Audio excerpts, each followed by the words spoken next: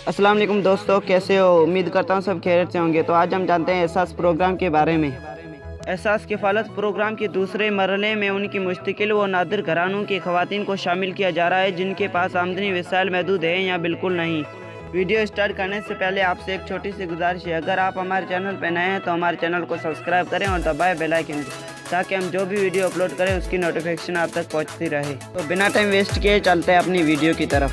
मुश्तक ख़ानदान एहसास प्रोग्राम में सर्वे और रजिस्ट्रेशन डेस्क के ज़रिए शामिल हो सकते हैं। एहसास किफ़ालत प्रोग्राम में 70 लाख नए मुस्तकिल घरानों को घर घर सर्वे किया जा रहा है। हर ज़िले में घर घर सर्वे मुकम्मल होने में मुस्तकिन इंदराज के लिए रजिस्टर डेस्क भी कायम की जाती है।